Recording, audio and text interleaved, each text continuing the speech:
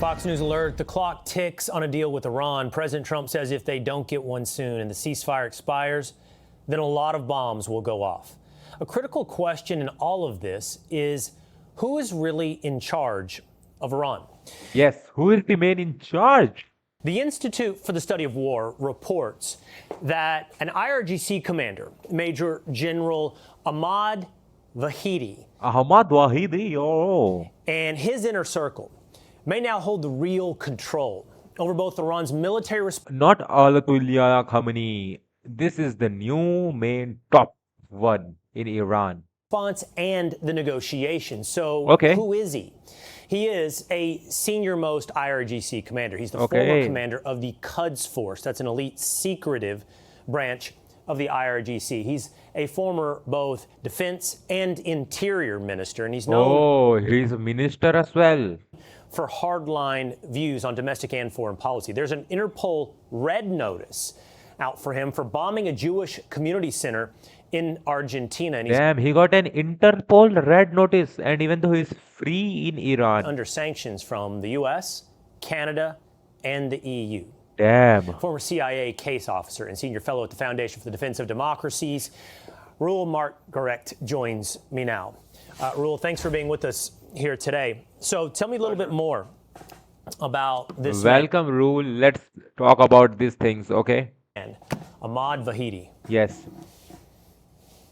Yeah, I mean, I think it's fair to say that you would describe him as a hardliner. I don't know if he's really more hardline than, say, Mohammed He's Rule Margaret, former CIA case officer. Baqir Qalibaf, the Speaker of Parliament, the individual who led the negotiations in Islamabad before and may lead them again. He's just not, he's far less colorful. He is a creature of the Guard Corps. He's known for being fairly cold-hearted. You know, he survived the Iran-Iraq War. Okay, he survived the Iran and Iraq war. IRGC commander likely controls negotiations, and he's the main one person only who has the powers right now. That probably is the defining moment in his life and the way you should understand him. So he is Yes. not one to give ground. Okay, Tell me the relationship between the IRGC, presumably now under his command, the military response of Iran, He's and the top now. political establishment of Iran, whatever's left of the mullahs and those that lead their parliament. Yeah. That's an excellent question, and it's difficult to answer that one accurately, I think. I mean, there are lots of point of view in this. You can answer it from that way, this way, that way, everywhere. Yeah, okay. Because the information we have of what's going on inside of Iran is somewhat sparse. So it's natural that in a state of war, the Revolutionary Guard Corps, the senior commanders are going to become the dominant voices inside of Iran. Whether that's, you know, It is kind of a military control in a country. Yeah, it is kind of that. case after 6 months after the war is over, I don't know. But, you know, he's a very important player. I don't think Very he has important. Ultimate authority. I think still there's a consensual leadership in the country. He has to take into consideration other members. Yeah, there might be some people who is in top of him, and he takes some yes and no's from them. Guard Corps, and also other members of the clerical establishment and the civilian elite. But you know, he's a tough individual. Very tough, very. And like I said before, I would expect him to, you know, be quite willing to continue the fight. Yes, they are. Iran is always said that they are continuing the fight. They are. Rule, if you were watching just a few moments ago, we had Lieutenant Colonel Scott Mann on, and his parting words to me were essentially, I hope everyone is diligent about what is happening here at home, the threats that we might face here in America. There is a story out today of a woman in California that's been arrested at LAX. She's accused of selling weapons for Iran. Her name is Shamim Mafi. She's an Iranian national. She's a permanent resident, lawful, since 2016, came under President Barack Obama. She's accused of brokering deals for the sale of drones, bombs, bomb fuses, millions of rounds of ammunition. Wow, what's happening there? Samim Mafi, Iranian national, accused of brokering arm deals between Iran and Sudanese military, including millions of rounds of ammunition.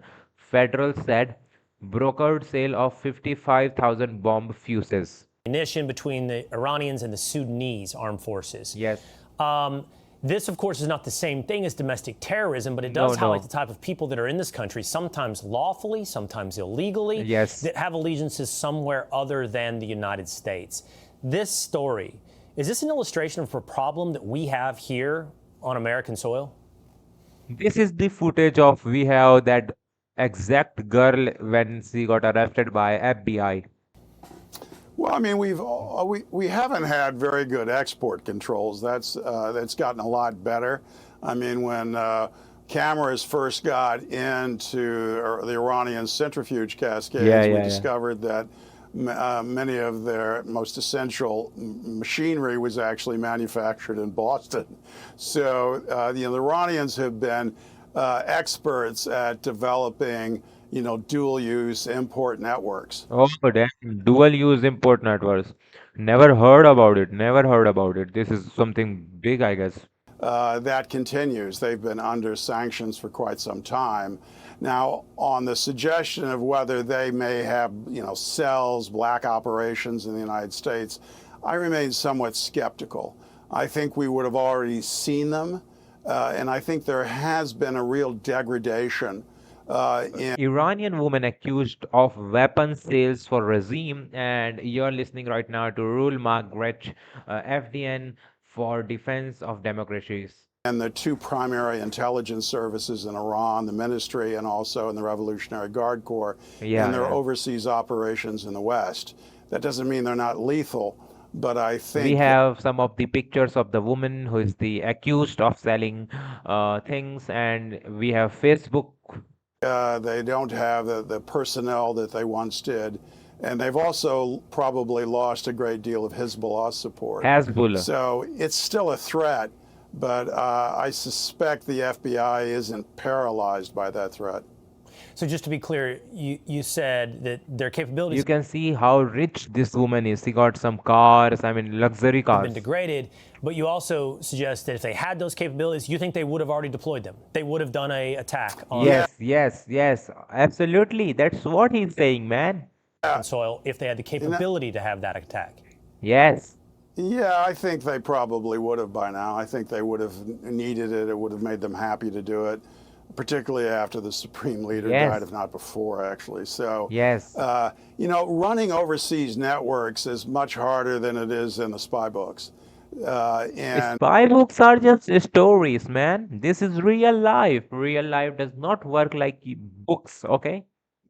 they have a great deal of difficulty now moving people, particularly into the United States. So you'd have to recruit people that are already here. It's a challenging environment for Very them. big challenge. And they've operated better in Europe. They operate much better in the Middle East and Asia. Yeah. But, In America, in our country, it is little to no possible because we have FBI and good force. you have to watch it, but they're certainly not in the league that they might have been, say, 30 years ago.